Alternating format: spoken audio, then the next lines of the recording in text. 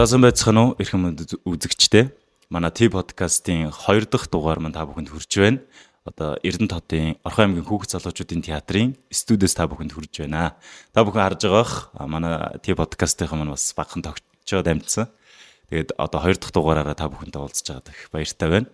За энэ удаагийн зочноор одоо манай удахгүй Орхон аймгийн хүүхэд залуучуудын театрт тавигдах одоо жүжигтэй уран бүтээлтэй холбоотойгоор сэдвийн хүрээнд бас ярилцах эрхэм хоёр зочныг бас урьсан байгаа. Тэгээд зочдод та бүхэн танилцуулахад манай бид хоёрын голд одоо 3 дугаар сургуулийн захирал нэм цогт ихч маань хүрэлцэн ирсэн байна. Хүрэлцэн танд баярлалаа. За сэтгэл судлаач Болт сайхан хүрэлцэн ирсэн байна. Тэгээд өнөөдөр хоёр зочинтойгоо болохоор бас мэдээж энэ ярилцлага манаас чөлөөтэй. Тэгээд ерөнхийдөө бол нэг сэдвийн хүрээнд ярилцсан. Тэгээд айл болох те яг өөрсдийн хувь хүнээс ч байж болно өөрсдийн бас ажил мэргэжлийнхаа бас онцлогоос өөрсдийнхөө зүгээс бас ярилцаж болно шүү гэж та хоёртай хэлмээр. Тэгээд бас халуун бас уугаарай. Манай студид жоохон бас хүйтэн байна. Тэгээд одоо ер нь яг манай T подкастын зорилго нь бол яг уран бүтээлтэйгээ холбогдуулаад те өөр одоо юу гэдэг чи өөр өнцгөөс өөр ажил мэргэжилтэй хүмүүсээс бас санаа сэтгэл сонсох тэдний бас дуу хоолойг сонсох тийм бас зорилготой байдаг. Тэгээд энэ удаагийн зочноор өмнөх зочдор бол манай уран бүтээлчд маань оролцож байсан. Энэ удаагийн зочдод бас та хоёрыг ураад хүрэлцэн ирсэнд бас баярлаа гэж хэлмээр байна. За баярлаа. Юу маань жоохо сериусны жоохо чухал эхлэлч чиглэл болчихлоо тий. За ямар тач мэдээж 3 дугаар сургуулийн захирал нэм цогт гэдэг нь та бүхэн танилцуулсан ч гэсэн бас өөрийгөө та товчхон танилцуулвал тий. Эрдэнэт хотод ажиллаж амьдарч байгаагаа тухай бас. За би одоогоор бол сургуулийн захирал хийж байгаа. За боловсролын салбарт нийтдээ 25 жил ажилласан. Үүнээс боловсрол шинжилгээ ухааны газартаа 17 жил, 18 жил орчим ажилласан. Ингээд одоо сургуульд очиж 3 жилийн нүүрэг үзэж байна. За манай математикийн багш мэргэжилтэй. Тэгээд ер нь гэр хорооллын сургуулийн хүүхдүүдийн хүндрэл одоо бэрхшээл те бүх зүйлүүдийг нэг судлаад туршаад өөрөө бас ажил олгож хэрэгжүүлээд явж байгаа нэг юм хүн байна. За манай болцсойхны хувьд. За би сэтгэл судлаач мэргэжилтэй. Тэгээд 2023 онд залуучуудын ордон дээр арга зүйч сэтгэл зүйчээр ажиллаж байгаа. Одоо 24 оноос яг хүүхдийн ордон дээр хүүхэд гэрүүлээ хөгжил хамгааллын газрын сэтгэл зүйчээр ажиллаад ингээ 2 дахь жилд ороо явж байгаа. Залуу тийм шинэхэн сэтгэл судлаач. Залуу цус байна гэж. За тэгээд бид нар ярилцах сэдв байгаа. Гэхдээ сэдв рүүгээ орохоос өмнө нөгөө одоо юу гэдгийг таны хувьд жишээлбэл нөгөө сургуулийнхаа одоо тэр тухай гэдэг ч юм уу те.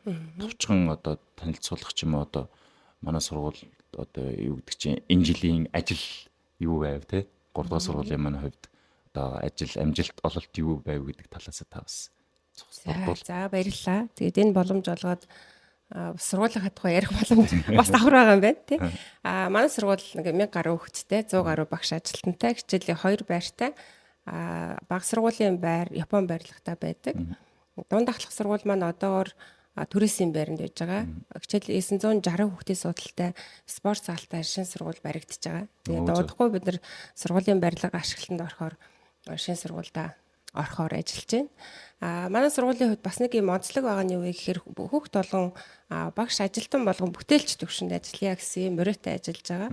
Энэ ажлын хүрээндээ сургалтын чанарыг сайжруулах, оюуны зураглал гэдэг юм брэнд ажлыг хийж байгаа. За энэ болохоор хүүхдүүд сурсан мэдснээ. За тэгээд ер нь би юу чадж байгаа вэ гэдгээ эцэг эхчүүд те багш нартаа буцаага тайлагнахаараа өөрийнхөө тархинд байгаа мэдлэгийг системтэйгээр зураглалд оруулж оюуны зураглал гэсэн нэртэй бүтээл хийхийг хэлж байгаа юм. Тэгэхээр манай хүүхдүүдийн хувьд одоо энэ жилийн байдлаар нэг 3000 орчим бүтээлтэй багшрын хувьд нэг 120 гаруй бүтээл байна. Тэгээ үүгээрээ бид нэр эцэг эхчүүдтэй тайлангаа тавихтаа бас одоо календар байдлаар хүргэж ажилладаг юм уламжлалтай болсон. За энэгээрээ бас дамжуулаад хүүхэд ямар болж байгаа гэхээр өөртөө итгэл бас сайн болдгийм байна. Мөн одоо сурах идэх чадвах нь бол сайжирдаг юм байна. Ээж аав нь ч гэсэн хүлээлт нь юу вэ гэхээр хүүхдээс нь гарч байгаа бүтээлээрээ бас бахархдаг. Харилцаа хүүхдүүд нэг нэгнээсээ хөгждөг. Ийм бас давуу тал онцлогуд байд юм байна. Өөрөөр хэлэх юм бол энэ бид нар яаж яах гэхээр хүүхдийг өөрөөр нь юм бүтээлч болгоё гэдэг ийм өрөөнд ор ажиллаж байгаа манай хамт олон байгаа. За дараагийн нэг ажил нь болохоор бид нар бас хүүхдийн хөгжил төлөвшил талдаа бол нэлээд томоохон ажлуудыг хийж эхлүүлсэн байгаа. Тэгээд нийгэм сэтгэл зүйн баг гээд манад 6-7 хүний бүрэлдэхүүнтэй байж байгаа. За би өөрөө зөвлөхөөр нь ажиллаж байгаа. Энэ ажлын хүрээнд хүүхдийг гэмт хэрэгээс урьдчилан сэргийлэх олон ажлуудыг хийж байгаа. Бид нар нэгэнт гэмт хэрэгт орсноос нь хойш энэ хүүхдтэй яах вэ гэдэг нь бол цагдаагийн байгууллагын хийх ёстой ажлууд яг сургууль дээр байгаа хүүхдүүдийн хувьд урьдчилан сэргийлээд бид нар юу хийх юм бэ гэдэг энэ зүйлүүдээр илүү голчилж ажилласан бас тодорхой хэмжээний үр дүн гарсан. Тэгээ тоон судалгаа мэдээ ярих юм бол бас манай дээр агцтай үр дүнгууд бол харагдаж байгаа. За ингээд багш ажилтан болгон бас энэ хүүхдийг сургахдаа ямар төвшөнд яаж ажиллах вэ гэдэг ийм үүрэг чиглэлүүдийг бас зааж өгсөн. Тэгэхээр манай сургуулийн өрөө бол хүүхдийг гэмт хэрэгт зөрчилд орохоос урьдчилан сэргийлэх ийм өрөөнд ор бас ийм сургалтаа явуулдаг онцлогтой. За энэ сургууль зөндөө гай үйл ажиллагаа явуулдаг. Энэ хичээлийн жилээс эхлээд бид нар бас нөгөө хичээлийн барьж ашиглалтанд ороогүйтэй холбоотой цайны газар байхгүйсэн бол боломжоор бид нар ажилчдынхаа хүчээр цайны газараа тохичлаад өөр нэгэн цайны газартаа ажиллаж байна. За мөн энэ хичээлийн жилээс бид нар сургалтын чанартай анхаарал олон хөтөлбөрүүдийг хэрэгжүүлж байгаа. Өнгөрсөн хичээлийн жилд сургуулийн хэмжээнд маа сургалтын чанарын уралдаан гэдэг бүх багш нарын хувьд, бүх судлагт хууны хувьд хэрхэн сурч байгаа вэ гэдгээрээ одоо нэг талаар өрсөлдөөн юм да тий шудраг өрсөлдөөн хэрэгжүүлэх юм уралдааныг хийсэн. Аймгийн хэмжээнд бас Монгол хэл бичгийн олимпиадыг хийсэн. Ингээд анх удаага хийж одоо үзлээ. Ингээд манай хамт бол нэг юм хөдөлмөрч бүтээлч хамт олон байна. За тэгээд шинэ сургуультай бас болж байгаад нь баяр хүргэе. Тэгээд баяр хүртэйгээс сургуультай бас урдаа орох болтгоо тий. За ерөөсөө хамаатаршгүй.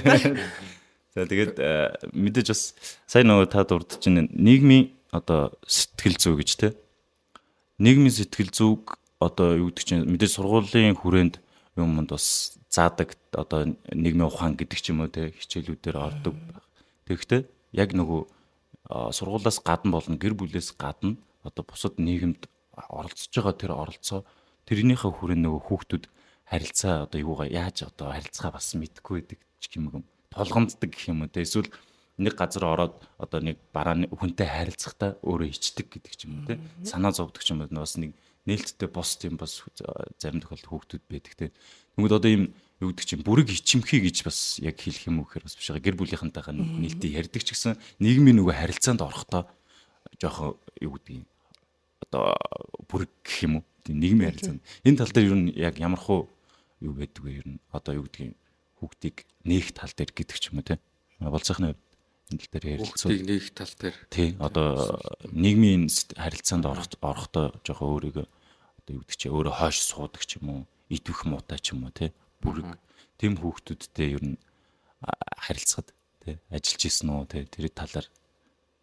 За би одоо өнгөрсөн 2023 онд яг манай залуучуудын ордон дээр Аптэц центр гэдэг эмэгтэйчүүдийн хакатон төслөөр ороод Аптэц центр гэдэг нэг өрөө тогтжуулж авсан байгаа. За тэгээд тэр өрөөний гол зорилго нь болохоор гол төлөв одоо өсвөр насны хөвгүүд тэгээд эрчүүдэд чиглэсэн үйл ажиллагаа сургалт нөлөөллийн ажлыг тогтмол явуулна гэдэг. Тийм төслийн уралдаанд оролцоод нэг өрөөт болсон баг. Өнгөрсөн жил яг тухайн өрөөндөө өсвөр насны хөвгүүдийг одоо гол төлөв цуглуулж бүлгийн сэтгэл зүйн ярьцлага хийх ажлыг одоо зохион байгуулж багаар ажилласан. За ирчүүдийн яриа гэдэг шиг. Тэгээ одоо хамтраад. За тэр тухайн бүлгийн ярьцлаганд бол нийтдээ нэг 400 гаруй хөвгүүд оролцсон. Тэгээ олон удаагийн бас бүлгийн ярьцлагыг зохион байгуулсан. Тийм тэгээ яг тэн дээр бол нэлээд их туршлага хоригдлуулад өсвөр насны хүүхдүүдтэй яг ажиллах гол одоо арга ерөнхий дүр зураг олж авсан. Тэгээд яг таны одоо асуусан асуултанд бол ер нь яг ийм бүрэг ичимхий хүүхдүүд байдаг шүү дээ. Өөрсдөө илэрхийлж чаддгүй. За гаднаас нь харах юм бол их тийм доожоогүй, тэгээ сул дорой, их дуу муутай. За яг өөрийгөө ямар нэгэн орчинд илэрхийлэх тийм чадамжгүй тийм хүүхдүүд бол яг тухайн сургалт нөлөөллийн ажлыг хийж явж байхад бол бас нэлээх таарч ирсэн. Тэгээ илүү одоо олноос ингэж онцгойрч харагддаг ч юм уу те. Бусад хүүхдүүдээс илүү ингэж онцгой харагдаж нэгэсэндээ. Тэгэхээр нээх гэдэг байгаа те тэр хүүхдүүдийг. Тий, одоо тэр тал дээр харилцаанд тий. Яахааргүй тэрийг ингэж ярих юм бол нөгөө гэр бүлийн одоо орчин яг шууд нөлөөлөлтөй байдаг л та хүүхдүүдтэй. Одоо яг анхдагч хэрэгцээ те анхдагч суурь бий болохын гэр бүлийн орчинд нь яг тухайн хүүхдэд зааж сургах ёстой зүйлсийг зааж сургаагүй. Ямар нэгэн одоо нийгмийн харилцаанд яаж орох, хүнтэй яаж харилцах, яаж зөв одоо харилцааг бий болох талаар ямар ч одоо ойлголтыг бий болгож өгөөгүй те зааж өгөөгүй. Нэг өсөндөө үл хайхарцсан эцэг эхчүүд нь одоо багаас нь зүгээр одоо мөрөөрөө явж байгаа ч юм тийм байдалтай ингээ болцсон өссөн өөрөөрөө тийм хүүхдүүд ихэнх тохиолдолд хаалттай өөрийгөө илэрхийлэх тийм чадваргүй болчиход байгаа харагдсан л та. Ер нь бол гэр бүлтэй шууд хамааралтай гэж үзэж байна тийм. Одоо тэнгүүд одоо тийм хүүхдүүдийг гээд тусдаа ялгаад байгаа юм биш тэр өөрөө ингэж тий одоо гэр бүлийнхэн тэр орчин тойрноос үүдэлтэйгээр ингээ өөрөө ялгарч тодорч харагддаг гэж тий. Тэнгүүд одоо ингэ нөгөө ялгаруулан гадуурхалд тий бие бинийгээ одоо юу гэдгийг одоо хүүхдүүдийн яриагаар бол бие бинийгээ жиих одоо ялгаж харьцах эренблэх гэдэг ч юм тий. Хүүхдүүдийн хувьд тийм үүсэж байгаа шалтгаан нь бас яг өөрөө ч хүсэж байгаахтаа биш тэр хүүхэд бас өөрөө ялгараад байгаа болохоор бас тийм байж магадгүй гэсэн бас санаа байж болохоор юм тий.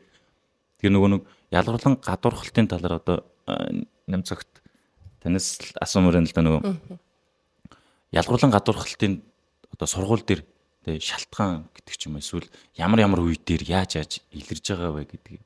Одоо та бол одоо сургуулийн эдэс болгоныг таныг бол одоо захирал өмнөд бол мэдэрч байгаа гэж бодож байгаа. Тэгэхээр яг юм шалтгаан нь юу вэ? Тэгээд ямар үе дээр илэрч байгаа вэ гэдэг тал дээр.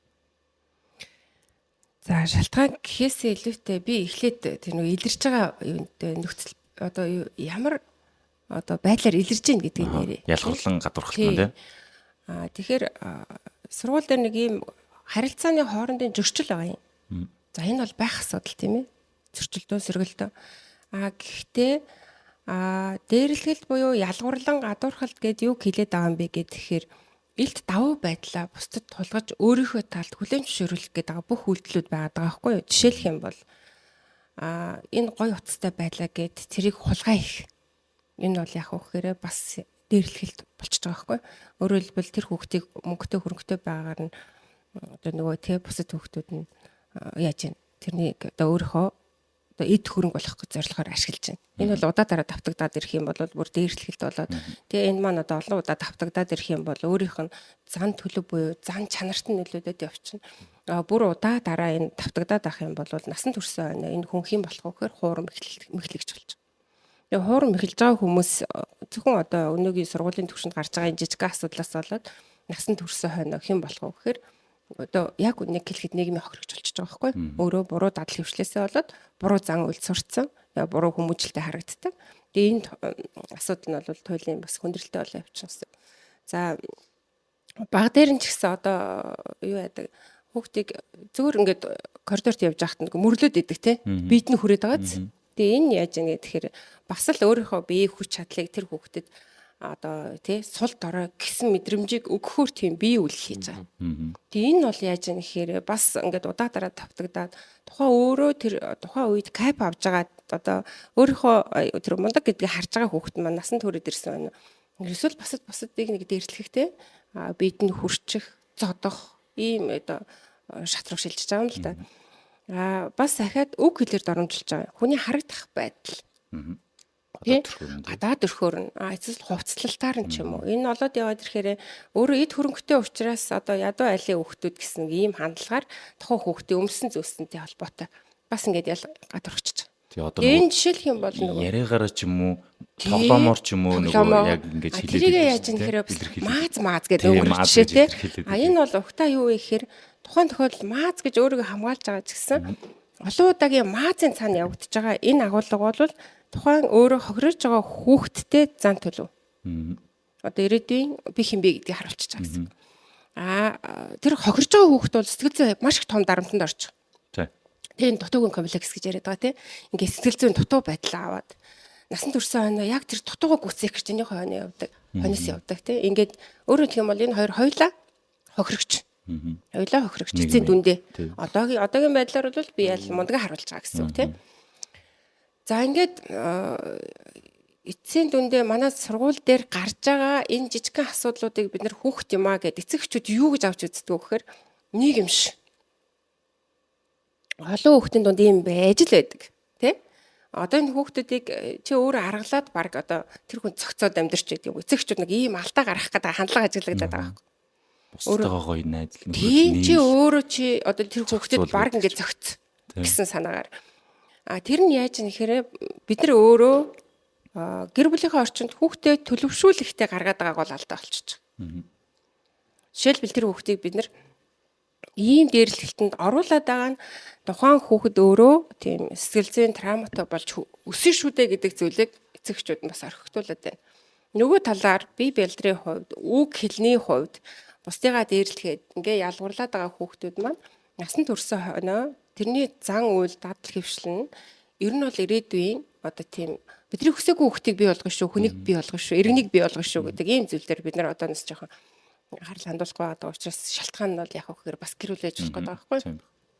Нөгөө талаар сургууль дээр яг сургуулийн орчинд энэ хүүхдүүд яаж юм гэхээр би энийг харж хүмүүжж байгаа, төлөвшөж байгаа, багшаагаа харж байгаа. Энэ сургууль дээр ажиллаж байгаа ажилтан байна уу, удирдах ажилтан байна уу те тэр одоо үүдэн дээр гарч байгаа жижигэр байна бүх хүмүүсийг харж төлөвшөж байгаа.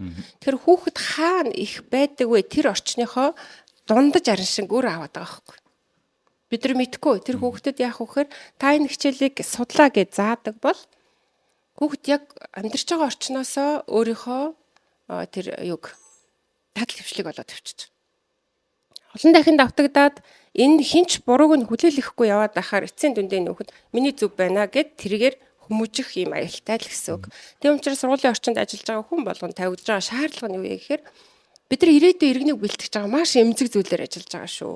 Тэ? Хүний сэтгэл зүйг бид нар нүдэнд харагдах боломжгүйгээр далд ийм нөлөөллийг хийж идэг шүү гэдгийг аюулсаа ойлгох нь өөрөө бас сургууль яах нь энийг үсгэж байгаа бас нэг шалтгаан байж магадгүй болж байгаа. Нөгөө талаар амьдарч байгаа орчин байж болно.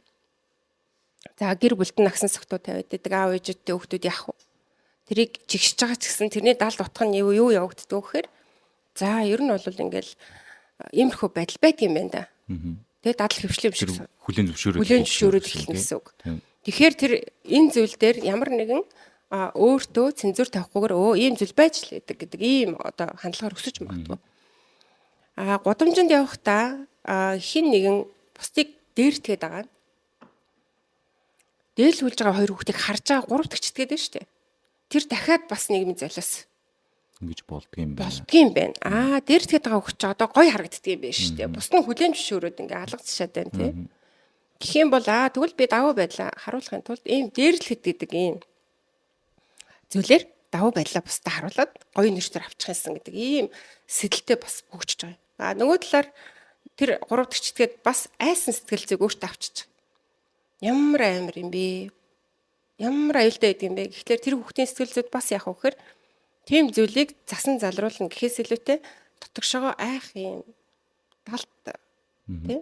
Би ч бас ингэж яачих вэ тий. Одоо айц үсчих харах үү. За тэгвэл ерөөсөө би энэ хүмүүсийг хараагүй юм шиг өнгөрөө явчих байд юм уу тий. Тэгээд болж байгаа процессыг дараагийн шатанда одоо нөгөө дамжуулагчийн үүргийг гүйцэтгэхэ болчих. Тэгэхээр энд юу үзүүлээд байна? Нийгэм тэр чигтээ өөрөө харилцаанд дунд байгаа учраас харилцаанд оролцож байгаа. Харилцааг хөндлөнгөөс харж байгаа хүн болгонд тэн дотроос ямар нэгэн зан үйл буюу дадал хэвшил юм уу одоо нэг хүмүүжлийн төлөвшил суугаад л байдаг. Тэр нь хэр удаан давтагдаж хэдийн насанд нь өөрчлөлтийг хүлээтлээ одоо би өөрчлөгдөх ёстой шүү гэдгийг мэдэртлээ тэр маань өөрийнхөө дадал хэвшил болсон байгаа. Тэгээд энийг юу гэж ярьдаг вэ гэхээр амьдралын хэв маяг. Тэгээ бид нар би амьдралдаа юу үзэж туулж ямар амьдрал замаар явсан нь миний амьдралыг тодорхойлдог гэдэг байгаа шүү дээ тий. Би өөрөө юу мөрөөдөд байгаа юм? Юуг хүсэж байгаа юм гэдэг чинь би өөрөө ингэ зурцсан байгаа гэсэн үг шүү. Би одоо 40 хүртлээ тий юуг мөрөөдөд юуг хийхийг хүссэн бэ? Тэрнийхээ дүр төрх нь байдаг л гэдэг. Тэгэхээр хүүхдүүдийн зүрх сэтгэлд энийг байхгүй болгоно гэдэг зүйл маань хүсэл мөрөөдлийн гоёор зурж өгөөч л гэх гээд байгаа. Одоо гэр бүл те сургууль юу гэдэг нь бүх Бүх харьцаж төвшөндөө, байгаа хүмүүс те тий. нийгэмдээ. За одоо хүүхдийн харилцаанд орохгүй одоо оролцохгүй хүн нэг ч байхгүй шүү дээ.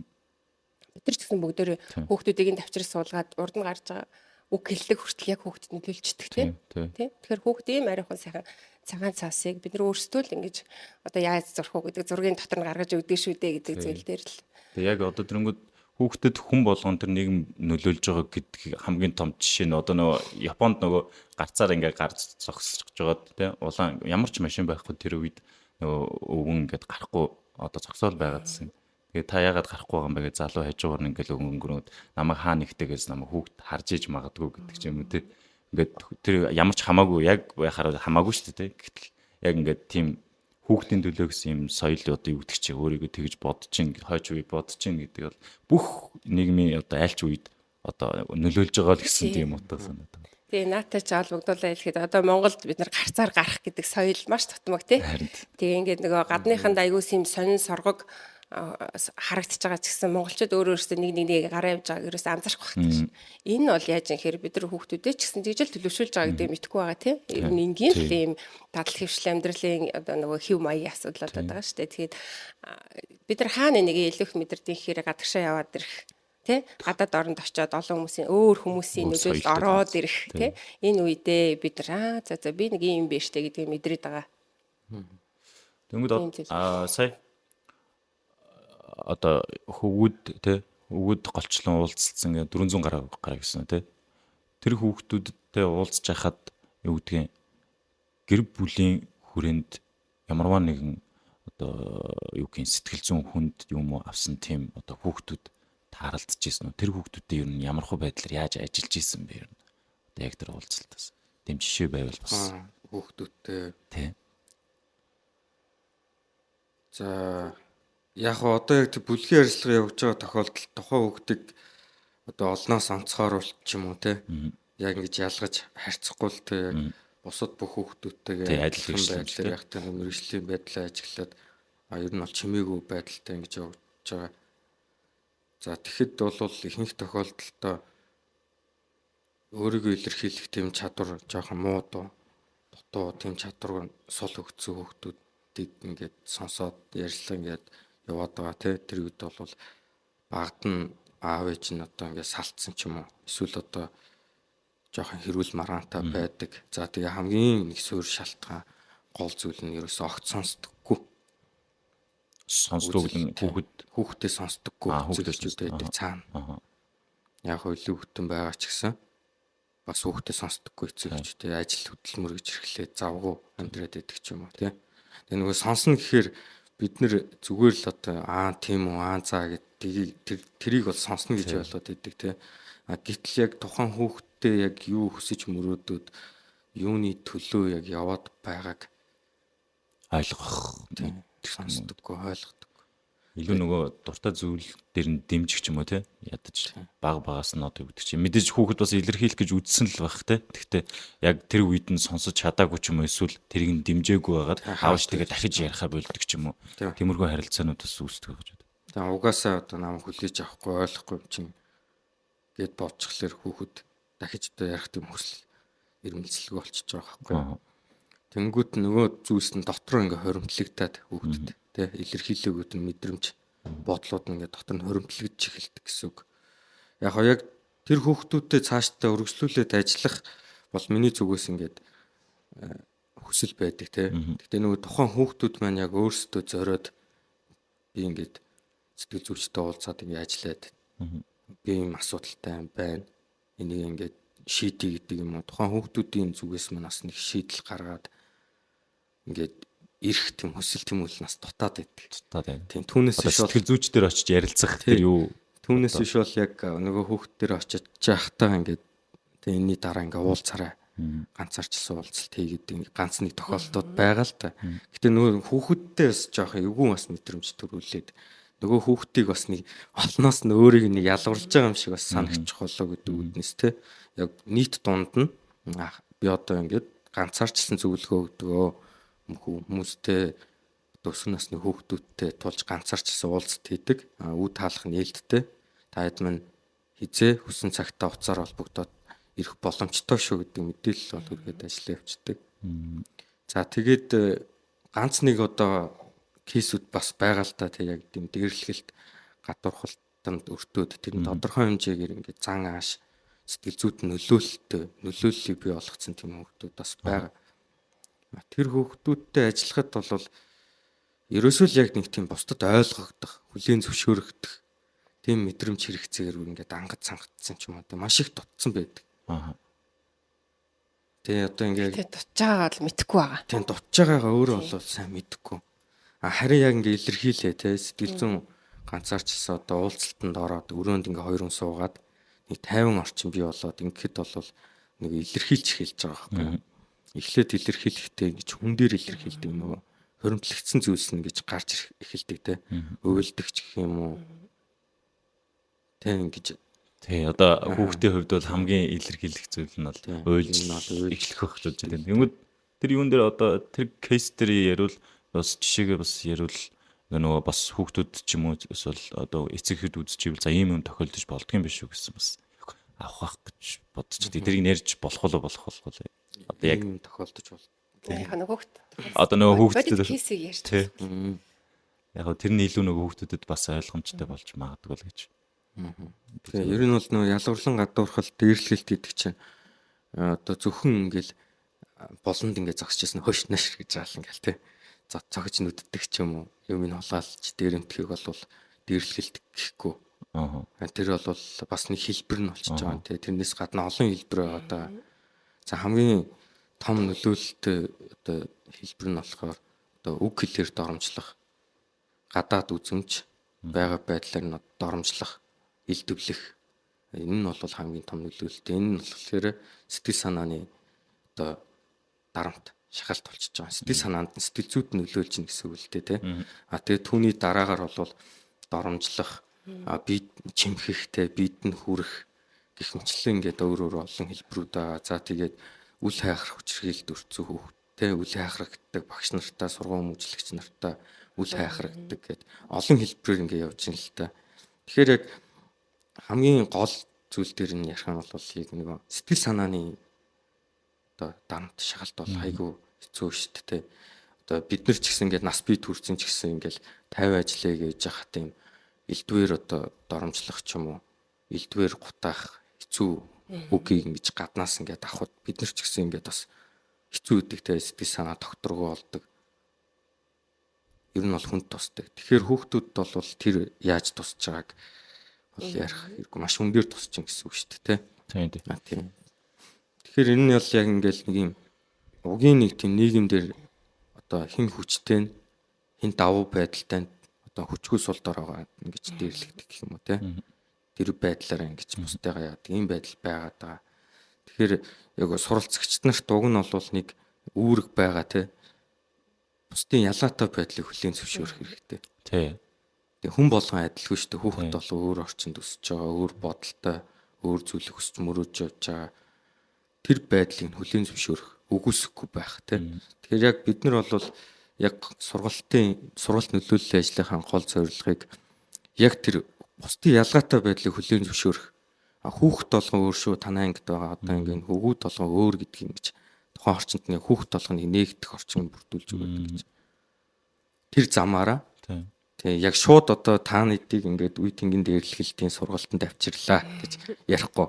Тойруу замаар одоо нөгөө хүүхдүүдтэйгээ яг нээлттэй ярилцж байхдаа дундуур нь мессеж хэлбэрээр юм зүйл байж болдоггүй шүү гэдэг ойлголтыг л өгч ажилладаг. Тэгэхээр нөгөө кейс гэдэг сте тэрэн дээр бас яг ярих нь бас зөв юм болоо тий. Тэгээ зүгээр ярих болно.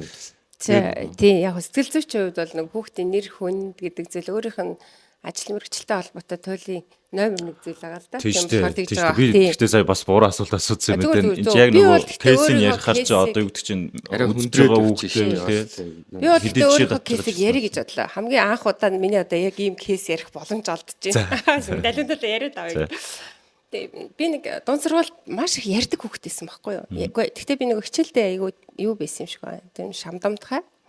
Тэгээд хичээл болгон дээр багшиг юм асуухад би гээл ингээл гараа өргөдөг хүүхдээсэн. Тэгээ бид 8 дугаар ангид айгүй олон талын тийм нэг юм идэвхтэй л хүүхэд байж л те. За тэгээ нэг удаа физик хичээл ороо байжсэн чинь физикийн багш намайг тэгсэн байхгүй. Эхлээд юм асуухаар нь хариулцсан гараа өргөд. Тэгээ дараа нь дахиад гараа өргөд юм асуухаар нь дахиад гараа өргөсөн чинь манайхаас нэг 4 5 хүүхэд байсан л да. Тэгээс намайг хариулуулаагүй. За тэгээд ахаа 3 дахь асуулт байсан. Би гараа өргөсөн. Яг хэдэн хүүхдээс би сайн мэдэхгүй байгаа юм. Гэсэн чинь гараа өргөд дуурахгүй болохоор би хэлчихгүй одоо нөгөө ингээд багшаа тийм штэ гэж хэлчихгүй. Тийм. Тэгсэн чинь дуугаа бай. Тэ баярлсан хэрэг бархирдیں۔ Гэж хэлжсэн байхгүй. Баярлсан хэрэг бархирдаг. Тийм. Баярлсан хэрэг бархирдаг. Тэрнээс хойш би ингээд бодоод байгаа байхгүй юу? Тэрнээс хойш би яг үнийг хэлэхэд би бол жоохон дуугаалсан. Ярихгүй би идэх буурч гэсэн бас юм. Хичээдээ идэх буурах ч гэсэн би зүгээр ярих хүсдэггүй болоод байсан байна. Тэгээ би математикийн Монгол Улсын их сургуулийн математикийн ангид ороод өөрийгөө би ярихгүй болцсон юм байна гэж бодоодсэн байхгүй юу. Тэгээд гинт нөгөө яг би нэг юм сэтгэл зүйчийн сургуультанд өөрөө бас суудаг коучээр сурч байгаа. Сэтгэл судлалын одоо Монголд улс сургуультаа суудсан байгаа. Долоо улсын коуч ирэх авах гээд ажиллаж байгаа. Тийм тэгэхээр яг тэр үедээ би яг ингээд буцаад өөрийгөө ингээд ухаж байгаа байхгүй. За би ер нь юу хийсэн юм бэ? Яасан юм бэ гэдэг одоо бид нар тэр чинь аягүй юм ажиллагаа явуулж өгдөг шүү дээ багш нар маань тий. Ингээд бодоо ижсэн чинь тэр үеэс хойш миний ингээд одоо юм үг ярих тий олны өмнө би гэж гараад ярих яг идэх буурсан байгаа байхгүй. Дээрээ би юу гэж бодож ирсэн гэхээр би Монгол Улсын их сургуулийн математик ингээд төгсөжээ. Математикийн чи ярих чадвар муу гэдэг ингээд өөртөө ингээд суулгаад байсан байгаа байхгүй. Тэгэхээр тэр уг үнд суур нь бол яг тэр багшийн хэлснээс хойш яг үнийг хэлэхэд миний авч ирсэн айгүй тийм хүчтэй мэдрэмж байгаа байхгүй. Тэгээд тэр багш бүр өөдөөс хараад бүр айгүй тийм бие хэлэмж нь айгүй онцгой те дуу хоолойны өнгө нь айгүй онцгой. Тэр багш тэгтээ яагаад тэгж хэлж байгаа юм бол те? Яг хоо одоо би бодохоор тэр багш яг тийм л харилцаатай хүн байсан. Хов хүнийх нь хүний онцлог өөрөө тийм байсан. Одоо би сая өнгөрсөн жил ангийнхантайгаа уулзаад яг өнгөрсөн 100 ингээд явж хахад яг энэ тухай ярьж байгаа байхгүй.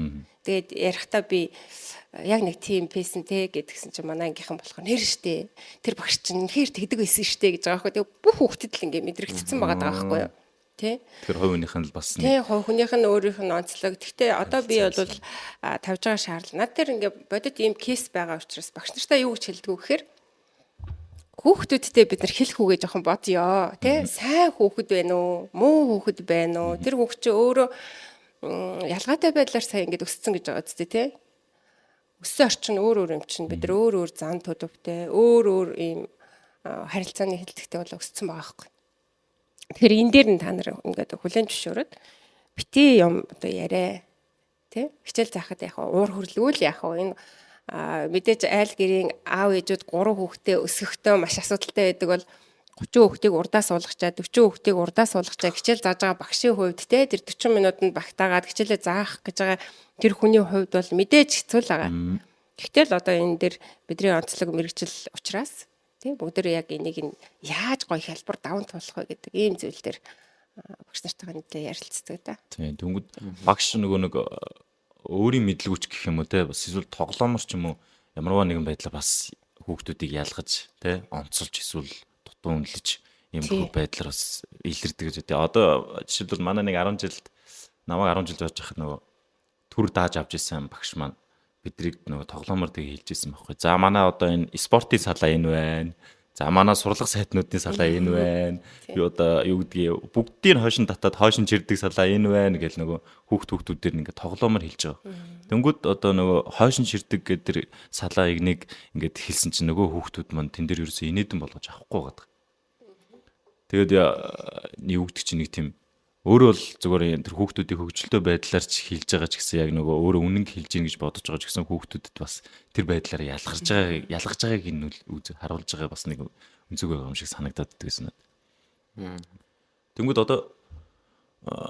одоо манай Орхон аймгийн хүүхд залуучуудын театрт удахгүй жүжигчин Төмөн Чимгийн зохиолч найруулагчаар ажиллаж байгаа бидний дунд гээд одоо ерөнхий боловсролын сургуулийн хүүхдүүдийн дунд тохиолдсон. Тэгээ мөн одоо юу гэдгийг сургууль болсон тэр одоо үйл явдлын талаар гарах тийм уран бүтээл манай театрт тавигдах юм. Одоо удахгүй тоглогдож эхлэх юм байна. Тэгээд тэрнийхээ ажилд оролцсон байгаа. Тэгээд тэрнийхээ хүрээнд одоо яг ийм ялгуурлан гадуурхалт те одоо юу гэдгийг бид нэр энэ ялгарлан гадуурхалд яаж үүсээд байна? Энэ санаатай юу, санаандгүй юу те? Ямар үед яаж илрээд байна гэдэг бас талаараас сэдвийн хүрээнд бас ярилцж байгаа өнөөдрийн маань зорилго маань. Тэгээд яг энэ жүжигийн хувьд болохоор юу гэдгийг аль яг тэр гэсэн өнцгийг бариагүй ч гэсэн илүү тодордог зүйл нь болохоор эцэг эхийн нөлөө айгүйх байдаг гэж үзэж байгаа байхгүй. Одоо юу гэдгийг хин нэгнийг одоо хоёр хүүхдийн харилцаанд бие бинийгээ ялгахад тэр хүүхдийн гэр бүлийн хүмүүжлтэй тэр гэр бүлийн нөлөө, аав ээжийн нөлөө, ах эгч нарын нөлөө те эмээ өвөө юу гэдгийг тэр хүмүүсийн нөлөө нь бие биендээ нөлөөлдөг гэж одоо юм дээр манай уран бүтээл дээр илүү бас даван бод тодорхойлж байгаа. Тэгэхээр гоё зөв гоё. Тэгэхээр энэ бас энэ талраас нэг хэлээж авч бас яриг яаж ч гэр бүл шалтгаалаад байна. Тэгээд юун дээр гэхээр одоо 0-оос 2 насны бүр бага болчир одоо дөнгөж төрсөн хүүхдийн хувьд л шүү дээ тийм. Тэгэхээр яг зөвхөн нөгөө ээжтэйгээ байх хэрэгцээ үсээд ээжээсээ жоохон хол хөндөө байх юм бол ийм зүрх сэтгэлийн боловсрал дутуу өсдөгөөл гэдэг нэг ийм одоо нэг юм яриад байдаг шүү дээ тийм. Тэгэх юм бол нөгөө ээжтэйгээ байхдаа тэр хүүхд аз жаргалтай байжээ. 2-оос 3 хүртлээр яаж юм тэгэхээр яг ээжтэйгээ байсаар гад ээжигээ одоо нөгөө хүчрхийлээ сурцсан ш тэр чинь тий зүгээр яг далд дутагснаагаараа хайраа илэрхийлээд тэр хоёр хүний хайр нийлжиж тэр хүүхдэд аз жаргал өгж байгаа бол энэ аз жаргалаа авахын тулд тэр хүүхэд 3 нас хүртлээ одоо нөгөө яг өмнөгшөө авчдах болчихж байгаа байхгүй тий бусад хүмүүстэй харилцаанд орж гин арай ээжээсээ хол болж гин өөр хүмүүс харж гин тий ээж нь бол дахиад 2-оос 3 нас хүртлээр тэр хүүхэдтэй яг байх боломж нь хэд байх вүлээ тийм ээ тэгэхээр өөр хүмүүсээс хайр хүсхийн тулд ээжийнхээ хайрыг хүсхийн тулд тэр хүүхэд хүчээр тэр юмыг авахгүйч уйлж байна. Уйлна гэдэг маань яг бага наснда тэр хүүхэд яг өөрөө бүхнийг дийлэгч гэдэг санаагаа хэрэгжүүлэх гэдэг санаа анх гарч ирж байгаа гэсэн. Тэгэхээр бид нар хүүхдээ хэрхэн яаж өсгөх вэ гэдэг дээр эцэгчүүдийн сургалт, ээжүүдийн сургалтаа ялангуяа хэрэг болчихж байгаа байхгүй. Тэгээ бид нар яг ийм зүйл дээр мэдгүй л анхны хүүхдээ гаргаж ирсэн тийм. Бидний хүүхдээ чухам ямар орчинд яаж өсөж хүмүүцээ болоод би бол санахгүй байгаа. Тий. Тэгэхээр 0-оос 3 насны хүүхдүүдтэй ээжүүдээр та ялангуяа сургалтуудыг явуулах хэрэгтэй л гэж үзээд байгаа юм. Явуулах хэрэгтэй. Шинжлэх ухаанч тэгэж одоо заагаад байгаа юм. 3-аас дээшгээ яваад ирэхээр 6 нас хүртлээ. Яг нөгөө нэг ээж аавуудыгаа бүх орчныгоо ингээд өөрөө ингээд хүндлэгдээд өсөөд тэрний дараагаар одоо хүч хэрэглээд дийлэх гэдэг байгаа бол дийлээд эсвэл за хүчрэлж болдгүй юм байна гэдгээ мэдрээд өөрөөр хэлэх юм бол амьдралын хамгийн анхны тэр хүүхдийн суур төлөвшил өсчихөж байгаа байхгүй. Тэр гэр бүлд яг тэр хүүхдэд ямар төлөвшлийг үзүүлж гин нүдэрээ хараад ухамсар нь хүлээгээд тавцсан үе гэсэн үг. 6-аас 12 нас хүртлээр аав ээжигээ ямар нэгэн болцолгүй хайрладаг. Жишээлбэл манай аав ээж зөв ч юм уу буруу ч юм уу мэдэхгүй те дүгэлт хийхгүйгээр 12-оос 16 насны тэр хүүхэд яадаг вэхээр дүгэлт хийж хэрэг. За манай аав ээж зөв юм байна да. Эсвэл ээж буруу юм байна. Энэ гэр бүл дотор нэг ийм буруу юм байдаг юм байна гэдэг зүйлийг ингээд тунгаадаг дүгндэг үе гэдэг. Тэгээд 16 наснаас дээшгээ насанд хүрсэн хүмүүсийн бүхэл үйл явдлыг ойлгодоггүй. Нийгэмшиж байгаа үе. Тийм учраас яаж юм нэхэр нөгөө иргэний үнэлэх гэдэг зүйлийг 16 наснда өгөөд шүү дээ. Та том хүн болцсон шүү. Одоо ээж аваасаа хамааралгүй. Ер нь 16 нас хүрчээд ээж аавынхаа үгэнд ороод яг 100% тэдний үгээр явдаг. Одоо тийм одоо хүүхэд бол тун цөөхөн баг. Хэрвээ явдаг байх юм бол тэр гэр бүл ардчлалгүй гэр бүл байна л гэсэн үг. Тийм багаз. Өөрийгөө тулган шаардж байна. Эсвэл аав ээжийнхаа, эсвэл аль нэг сайн гэсэн хүнийхээ одоо хүмүүжлийг зүгээр даган дуурайч хүмүүжиж байгаа хүүхдээ олчихж байгаа байхгүй. За тэгэхээр бид нар яаж юм тэгэхээр 12 нас хүртэн зүгээр анхаарч ачаал гэдэг ийм зүйлээ гэр бүлийн орчин. За сүүлийн одоо үед сэтгэл зүйчийг сургууль дээр ажиллаулаад байгаа нь юу вэ гэхээр нэгэнт бид нар гэр бүлдээ анхаараагүй жоохон хэсэг нэг юм өнгөрчихжээ. За тэр бол одоо мэдээж одоо ямар нэгэн шалтгаан нөхцөл зөндөл байгаа. Гэхдээ тийм сайн биш, буруу биш. Тэ нийгмийн үе болгон өөрийн сайн талтай, саар талтай штэ. Тэгэл тэр үе л байсан таарах гэдэг. Тэгвэл одоо нэгэнт гэр бүлд ингээд олон хүүхдүүд байгаад яагаад энэ үе тэнгийн дээрхлэлт гэдгийг 2016 оноос хойш хуулиндаа оруулж ирээд 18 оноос хойш ерөнхий боловсролын сургуулиуд дээр хүүхд төвшлийн баг гэд бүхэл бүтэн баг ажилуулад нийгэм сэтгэл зүйн баг гэдэг ийм багийг үүсгээд ингэж ажиллаач гээ дүрм журм боловсруулад энэ олон хууль тий бодлогын бичиг баримт боловсруулагдваа гэхээр бид нар тэгвэл яг ийм асуудал их байгаад байгаа учраас энд тэгвэл одоо ерөнхий боловсролын сургууль дээр ажиллая. Энд анхаарах хэрэгтэй болсон Тий. тий. Хүүхэд ихэвчлэн өдрийнхөө 8 цагийг ерөнхий боловсролын сургууль дээр өнгөрөөж байна. Тэгвэл хамт байгаа орчиндөө хүүхэд төлөвшдөг юм бол тэнд нь төлөвшүүлээ гэж энэ олон одоо хөтөлбөр хэрэгжээд байна гэсэн үг шүү дээ. Тэгэхээр бид нэр төлөвшүүлж байгаа энэ орчиндөө тэр хүүхдүүдийг суур дадлаа олсон хүүхдүүд дээр өөрчлөлт хийх, хөгжүүлэх боломж биднэрт байгаа гэсэн үг. Тэгэхээр бидний нэг том чухал үүрэг нь болохоор тэр хүүхдүүдийг эхлээд танин барьж шинжилээ. Тэ? Яг бид нар юун дээр алдсан юм бэ? Тэгвэл манай сургуулийн онцлог юу юм бэ? Ихэвчлэн ямар хүүхдүүд байгаад байна гэдэг дээр нь манай бодлогын баг ажиллая. Тэгээ бодлогын баг яах вэ гэхээр гарч байгаа кейс болгон дээр ямар дэвшилтэд арга зүй ямар одоо ажил байх вэ? Бүгдийг одоо авчирч ажилуулах боломжийг олгоё гэдэг ийм сургуулийн эрх мэдлийг өгöd байгаа юм. Энэ юу гэхээр сургуулийн менежментийг сургууль болгон өөрөө өөрсдөө хэрэгжүүлээ гэдэг өнгөрсөн жилээс ихтэй төвчж байгаа. Тэгэхээр манай сургуулийн онцлог төвийн 4-р сургуулийн онцлог өөр байхгүй юу? Тэгэхээр сургуулилга өөр өөрийн менежментээрээ явж иж энэ асуудалд бид нэр одоо оролцсон уу гэхээс биш дөрвийн асуудлыг дөрвийн бодлогыг манай дээр шууд авчирд хэрэгжих боломжгүй байхгүй. Тийм. Тэгэхээр ийм ялгаатай боловсролоор ялгаатай бодлоор тухайн агшинд байгаа ямар нэгэн одоо нөгөө ямар кейсүүд их байгаад байна. Тэр зүйл дээр л одоо бидний бодлого чиглэж ажиллаж байгаа.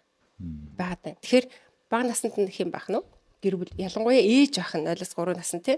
Тэгэхээр бид нар ээжүүдийн сэтгэл зүйг маш сайхан тайван байлгаж ээж хүүхэд гидсэнд бүрлдсэн үеэс эхлэл ээжүүдийг тайван байлгах, ээжүүдийг сургах одоо сүүлийн үед төрөх эмэгтэйчүүдийн дасаг дээр яг ийм сургалтуудыг хийдэг болсон байгаа ш. Зөвлөгөө өгч байна тий.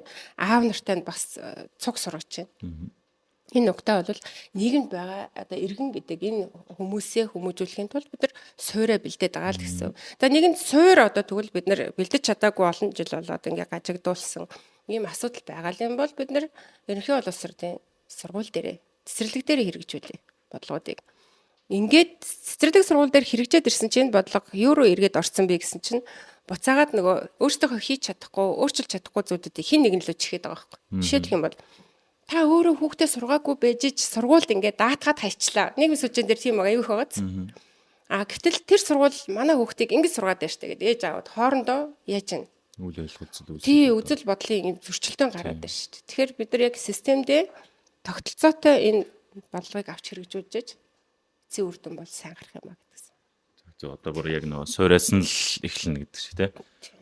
Мэдээж яг нөө үе үе дээр л байж иж бүх юмнууд нь ядаж нөгөө одоо ийм үед ийм асуудал үүсэж байгаа гэдгийг системтэйгээр харах боломжтой болж байгаа л гэсэн. За ер нь бол манай подкаст маань өндөрлөгт тийшээ бол хандж байна. Тэгээд бол сайхан бас юу гэдгийг өөрийнхөө ажил мэргэжлийн онцлогоос ч юм уу те одоо юу гэдгийг урайлж хэлэх ч юм уу одоо юу гэдгийг төгсгөлийн үгээр хэлээч хэлээ. Төгсгөлийн үг гэхээр айгүй бох болчиход. Сүүлийн тийм ээ ачаа хүн. Тэгээ хэлмээр байгаа бас үг те юу гэдэг чи хүүхэд сурагч одоо сэдвийн өрөөндөө ч юм уу эсвэл өөрийнхөө одоо хөгжил хамгааллын төвийн одоо ажлынхаа үднэс ч юм уу хэлмээр байгаа үг. Доогоор яг манайхан одоо төлөвлөгөө гаргаж байгаа л да яг энэ үдингийн дээрлэлтийн эсрэг те сургуулиудаар яаж ажиллаж явж болох вэ гэдэг тал дээр ингээд бас төлөвлөлөөд ингээд ажил бас хийхдээ явж байгаа. Ерөнхийн нэг юм дүр зураг бас те ингээд төсөөлж байна л та те. Ерөнхий боловсролын сургуулийн одоо суралцагч нар баг дунд ахлах гэлтгүү. Нэгнийгээ дэмждэг, тусалдаг, чадахгүйд нь одоо чаддаг, тусалдаг, дэмэндэг, найз шиг ингээд гоё найз нөхөрлөж нэг юм хин хинийхээ 50 орчныг нь бүрдүүлж өгдөг, дэмждэг. Ийм орчин бий болчих юм бол тэнцээ нэг хөгжил бий болж байгаа. 50 орчинд хүүхэд сайтар суралцаж хөгжих боломж нь бий болчихж байгаа. Тэгэхээр ер нь хүүхдүүд маань одоо ямар ч хүн байсан тэр нэг ингэж ялгарлан гадуурх нь гэдэг бол бас байж болохгүй зүйл. Хин нэг ялгарлан гадуурх чинь гэдэг нь тухайн хүнд өөрт нас нэг асуудал байна гэсэн үг болчихж байгаа байхгүй юу? Нэг асуудал байгаа. Тэгээ тэрний цаана асуудлах уг шалтгаан яг хаана байгаа юм бэ? Хаанаас би болчиход байгаа юм бэ гэхээр бас их санаа яг тэр гээд хэлчих юм бас байхгүй. Тэгэхээр ер нь яг тийм хүүхдүүд нэгнийг хүлийн зөвшөөрдөг, ойлгодог ийм л байгаасаа л гэж юу л хүсдэг л дээ. Тэгээ ямар ч асуудалтай хүүхэд байж мэдэн те ангитэн ч юм уу ямар ч асуудалтай хүүхэд байж болно те. Тэгэхээр тэр яг юу туулаад явж байгаа юм бэ? Ямар гэр бүл өсөж байгаа юм бэ?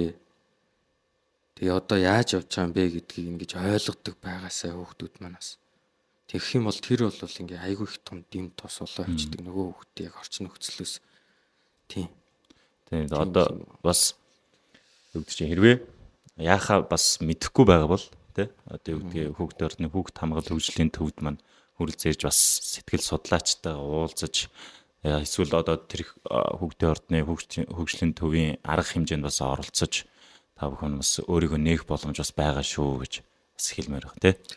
За тэгээд өнөөдөр бас манай урилгыг хүлээж авч хүрэлцэн ирж бидэртээ бас халуун сайхан дотны яриа өрнүүлсэн маш дэлгэрэнгүй бас яриа өрнүүлсэн та хоёртаа баярлалаа.